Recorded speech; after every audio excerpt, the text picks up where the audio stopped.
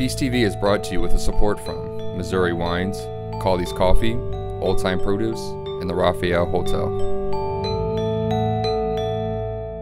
Today we explore the art and science of fermentation. I'm Cat Neville, and this is Feast TV.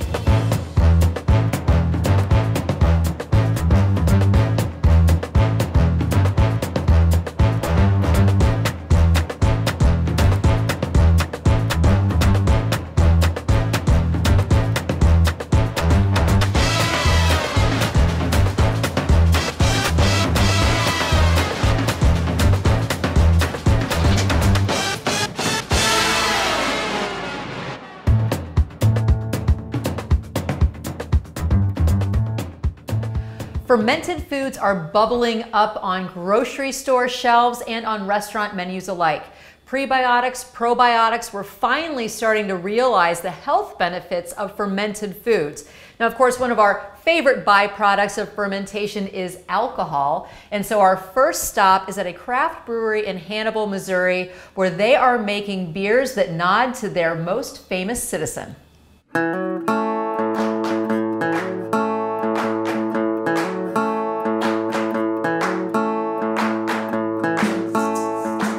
Brewery opened on 4th of July 2014, and none of this excitement that was going on in the craft beer industry was anywhere around here. They did not have a local brewery. I believe the reaction initially was, what is craft beer, honestly? I mean, you just didn't see much of this stuff.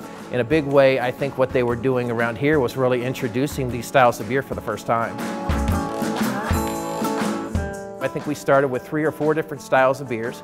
At that time, we didn't have a permanent brewer or full-time brewer on staff.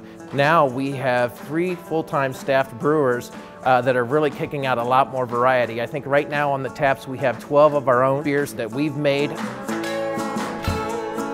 60% of our business is tourist. I mean, we have 2 major highways, east to west and north to south. And when people come down the highway, they see there's a brewery at this ramp, they pull off. You know, we have a travel log over here signed by all 50 states from different visitors that said they came to Hannibal because of a brewery.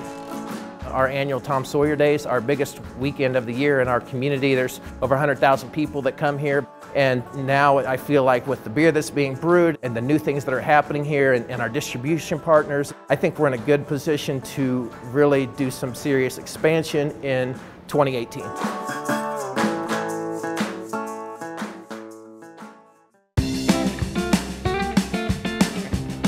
You really have some creative beers. So describe for me 2 or 3 of the favorites that you have that are currently on tap here at the brewery. One that's near and dear to my heart is a Wee Bit Foggy. That's our Scotch ale. The reason why that one matters so much to me is it was the first recipe that I developed when I came to Mark Twain. It's just a nice, full-bodied sipping beer. We did a Russian Imperial Stout called Passport to Russia, which is named after a short story that Mark Twain wrote. So what role does yeast play in creating flavor and texture in the beer? So a lot of people just don't think about yeast as having any kind of flavor profile. You can change a beer very much just by the specific type of yeast that you use. I think that really is a surprise to a lot of folks when they think that the yeast only creates the alcohol. Right. But it really creates a big part of the flavor profile. It sure does. Okay. I'm going to don my scarf because it's cold in here. We're going to fill some kegs. Okay, so all these kegs that we're filling today, we've already cleaned and sanitized and pressurized, so they're ready for us to fill with beer. So we're going to take this right here. We're going to connect it in the same way that you would if you were tapping a keg at a restaurant or a bar, except instead of pulling something out of the keg, we're actually putting something in. Okay. I'm going to send a little CO2 out of this keg, a little bit out of here. Okay. We're going to open these levers and you're going to see beer starting to come through here. All we have to do now is just start letting pressure off the keg. How do you know when it's full? It will start spraying beer out of here, right at you. Maybe I shouldn't have worn my white jeans today. So basically it'll take a couple minutes for these to fill. Okay. We typically do 2 at a time, so it takes a little bit of time to get through all of our kegging. So how did you get into brewing in the first place? I was a home brewer, so that was something that I did for fun. I used to be an English teacher, so I taught high school students. They drove me to drink, so I decided that I should challenge myself in a different way. So I taught for 14 years, and then just fell in love with the beer industry. I apprenticed at O'Fallon Brewery in St. Louis. Oh, nice. Then they hired me to brew full time, stayed there for a few months, and then was offered a head brewing position here at Mark Twain. That's really cool. So I fell in love with Hannibal primarily because as a previous English teacher, I loved Mark Twain. And so I thought, what a cool connection between the two.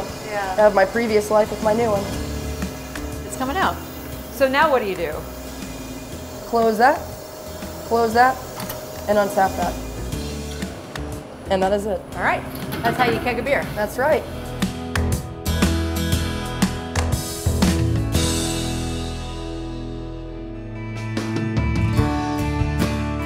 So why do you think that it's important for there to be a strong craft brewery in a town like Hannibal?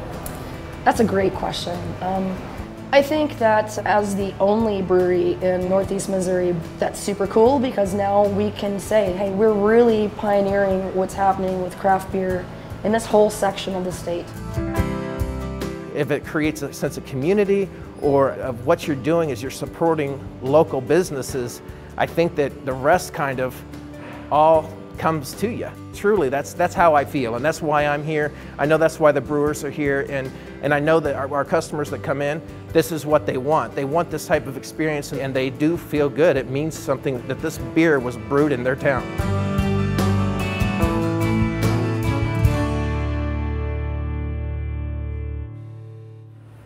Okay, so it's hardly a surprise that fermentation is key to making beer, but did you know that it's also important in making sauerkraut? Next up, we are stopping by Fair Share Farms for their Farm to Ferment program. Let's go.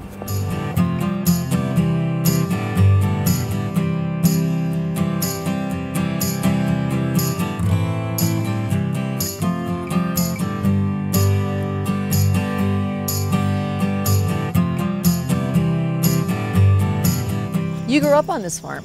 I did grow up here. And at the time I had no inclination to farm until I moved into a household that was a CSA drop-off site. So community supported agriculture grabbed me and really got me excited about local agriculture and growing nutritious food. So for those of you who don't know what a CSA is, you said community supported agriculture, and isn't it where people essentially invest in the farm before the growing season begins to help fund the work of the farmer? Absolutely. All of our expenses are on the front end. You know, we're buying seeds, we're buying all the supplies, you know, we're putting all our, fertility into the soil, and then there's no income until the crops actually start being ready to harvest. So it's a great model for allowing the farmers to have good cash flow and also that support of knowing all our crops are already sold before we, even go out there to harvest them. We don't have to spend a lot of time marketing them while we're so busy, just trying to keep the farm going during the growing season. So why did you start creating these value-added fermented products? My partner Tom, he's a very good cook. He's always been super motivated to do food preservation, and we love canning and pickling, and all that stuff is part of the homestead part of the farm. So it was just a natural fit, I think.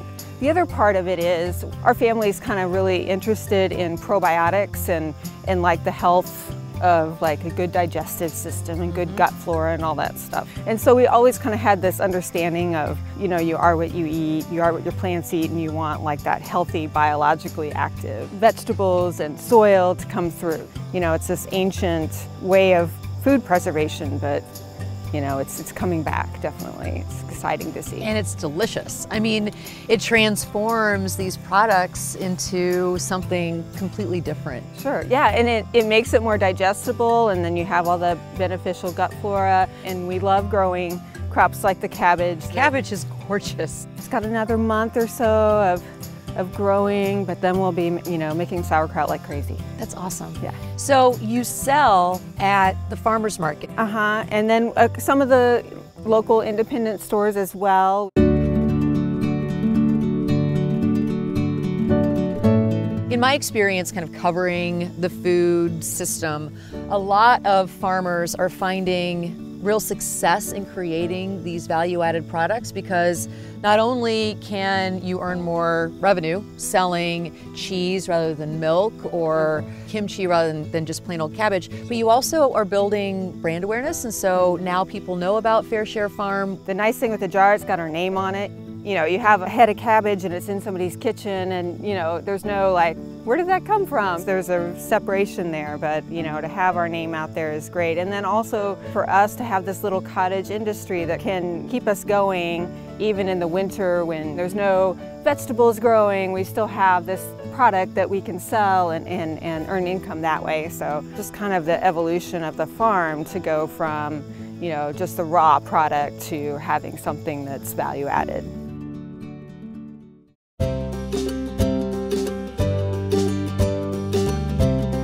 The way that the farm is set up, kind of give me a sense of how large the farm is and what you have growing where. The family farm is 280 acres. Oh, wow.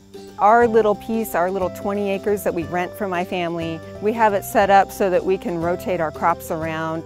And so beyond the cabbage, what else do you grow? We grow like 40 different vegetables because we are feeding a CSA. So, you know, all of our member families get a wide variety of produce from us. Potatoes and carrots and onions and garlic, sweet potatoes. We grow a lot of leafy greens, so there's a really nice patch of kale growing right now. We've got some lettuces. So just a huge variety. Yeah. That's great. And so for the chickens, do you offer eggs to your folks? Absolutely, yeah. They are great fertilizers for the farm, and then they make the most delicious eggs. They're a very important part of the farm. They're not big income generators, but they are so key to the fertility of the land and eating all the bugs, and also just entertainment value, you know. They really are cute. Okay, shall we ferment? Yes. All right, let's do it.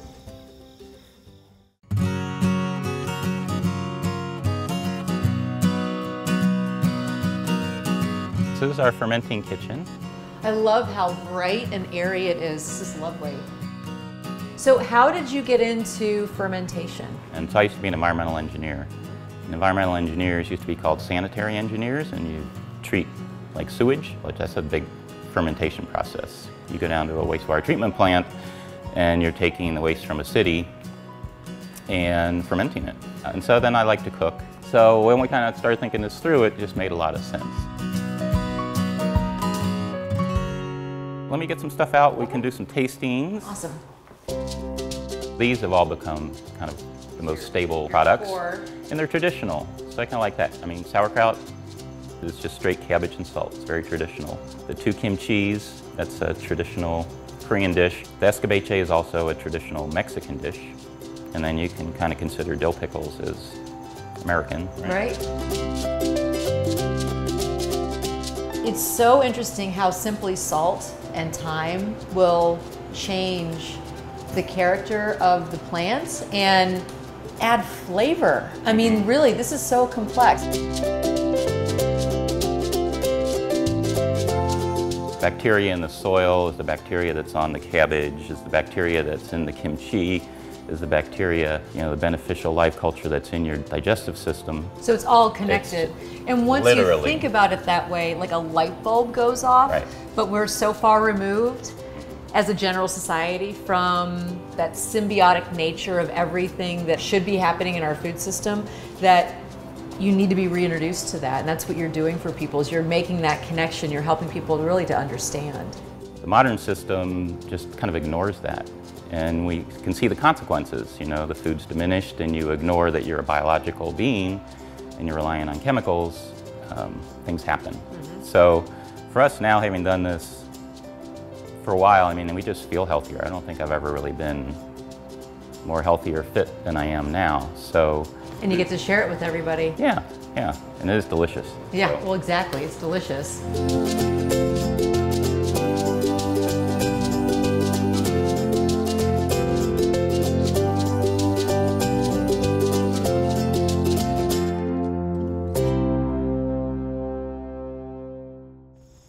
In St. Louis, there's a restaurant that's built its entire concept around fermentation, including making its own kombucha. And that's where we're headed next.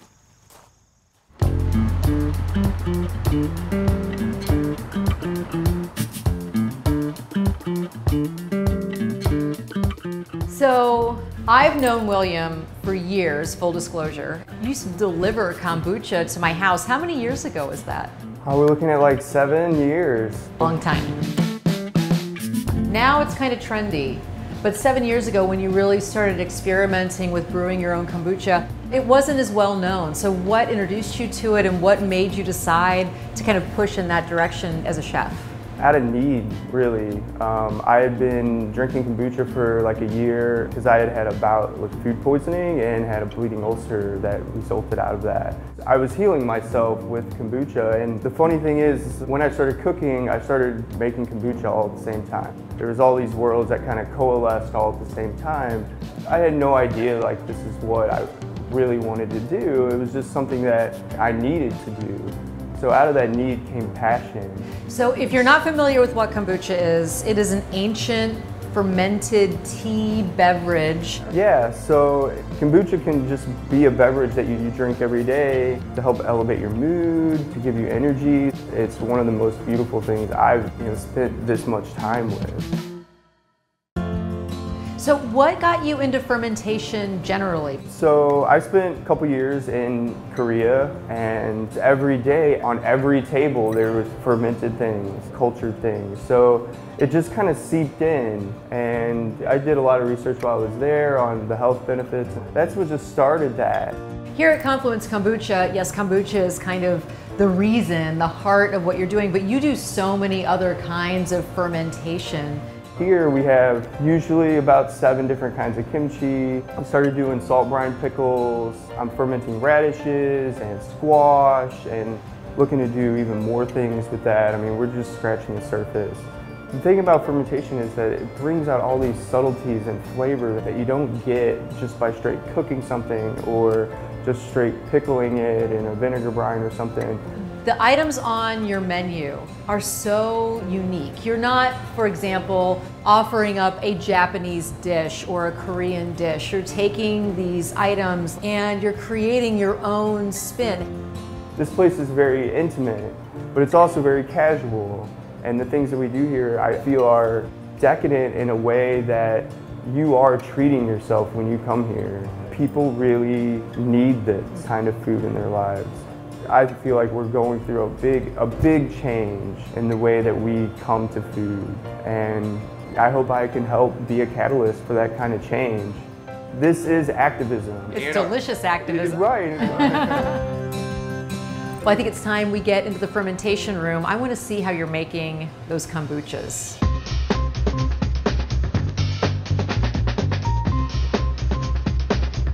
So we're standing in the fermentation room. Show me the process. So make tea, about a cup of sugar per gallon, and then we'll put in the scobies, which is a symbiotic colony of bacteria and yeast. Is that what SCOBY stands for? A symbiotic colony of bacteria and yeast. So there's about 6 to 8 different kinds of yeast and bacteria in each kombucha. We'll get the scobies into the jars. You can see all the yeast that's been living on this thing. It's just crazy. Yeah. It does not look like something that you want to eat. Right. But it creates the most amazing flavors, and it's so incredibly good for you. Yeah, I mean, the probiotic content in this jar is just... You think yogurt's good for you. Right, yeah. So after you've put the SCOBY in, then obviously you're gonna put the cloth on top. How long will it sit with the SCOBY before you infuse it with the flavors? Our average for most of our teas is about 21 to like 25 days. I've had some go 65 days. Wow. So can I pick one of these guys up? Yeah, absolutely. Oh, it's slimy. Mm-hmm. It feels so weird. And you just drop it in. Yeah, a little bit more in that one to bring it up. There we go. Look at this thing. That is crazy. It really is like an alien life form. So what are these? This is tea that's already been fermented. They're being infused like for 24 hours. This one's got rose, honeysuckle, vanilla. And this one is jasmine, juniper, and hibiscus. And then this is a fresh hops. We put it right in the kombucha. So this is our Nukadoko pot. It's a traditional Japanese pickling bed made of rice bran, salt. We use gluten-free beer to kind of bring it together. I flavor it with lemon peel, a little bit of Thai chili flake. The rice bran starts to ferment, and then you can put in whole vegetables. Cucumbers take about 12 hours in here to pickle, and then we do all different kinds of vegetables and fruit, and they all take their own amount of time. We'll take these out, rinse them off, we'll cut them up and make a dish out of it.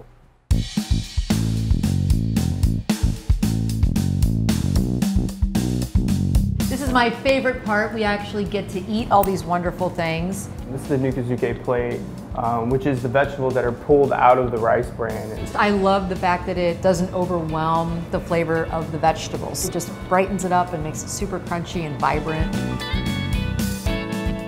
I've eaten a lot of tempeh. That's delicious. If tempeh can be luxurious, then I think that's what this is. This dish kind of hits on every single part of like what we do here. It's emblematic of the restaurant. Yeah. So these are the kombuchas? Yes. We have peach with clary sage, chaga, sun gold black garlic. We have hibiscus, jasmine juniper, rose honeysuckle vanilla. It's a unique flavor, and if you've never had kombucha before, it is a little bit sour, so if you like sour beers, that's something that you can kind of get a sense of the flavor, but the way that you make it, you infuse it with all these different ingredients, and because you're using the black tea or the white tea, do you use green tea as well? Yeah. All different kinds of tea, then you can really play.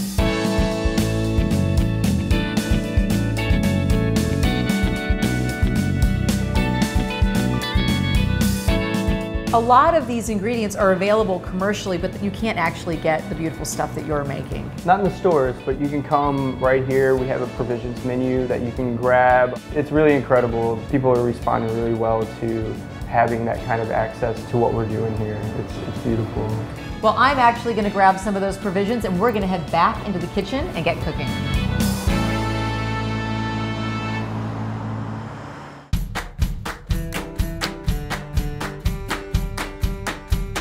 So when I was at Confluence Kombucha, I grabbed some of their amazing kimchi, and that is going to star in a Korean-style kimchi and tofu stew that is incredibly easy to make.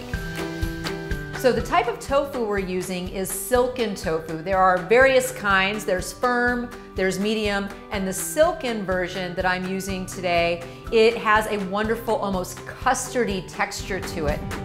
We're also going to be working with shiitake mushrooms, enoki mushrooms, and a fermented chili paste that is going to add incredible depth of flavor and character to this relatively easy soup. The rest of the ingredients are equally simple. We're just looking at about 6 shrimp and then some eggs. Combine all of that together and you have a very traditional and heartwarming Korean style stew.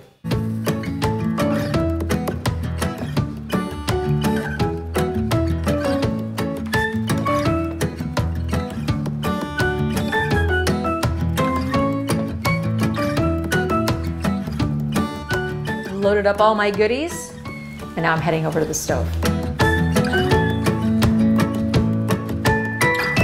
So in my pot, I have a little bit of vegetable oil just heating up, and once it is nice and hot, I'm gonna go ahead and add in a few tablespoons of my fermented chili paste. I'm gonna cook that just a little bit to release some of the aroma, and then in is gonna go some soy sauce and the shrimp. Then I'm going to add garlic. Next up, I'm going to add in my stock. Traditionally, you would use a seafood stock or even an anchovy and seaweed stock, but I wasn't able to find that, so I'm using chicken.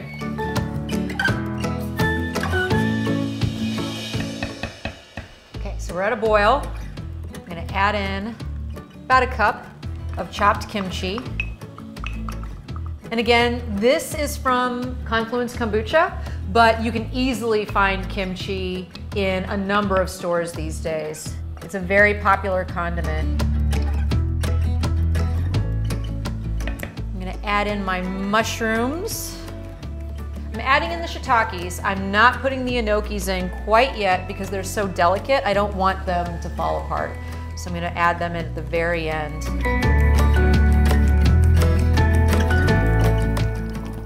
You want it to come to a boil. That is the way it's traditionally cooked. No gentle simmers here.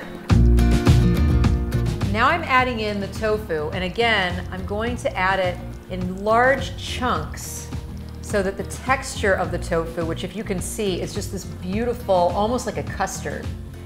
So we want that texture to be retained, even though it's going into this incredibly hot soup. We can go ahead and put in our beautiful little enoki mushrooms. And last, I'm gonna stir in a couple of eggs. I'm gonna stir so that all of that egg cooks and enriches the soup. And once the eggs are set, you're done.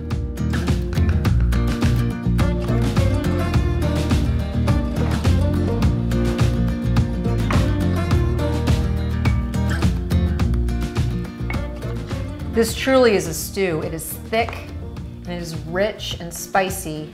If you have a cold, if you're not feeling well, this is exactly what the doctor ordered. I'm gonna top this with just a little bit of chopped green onion. And then just a very small drizzle of sesame oil.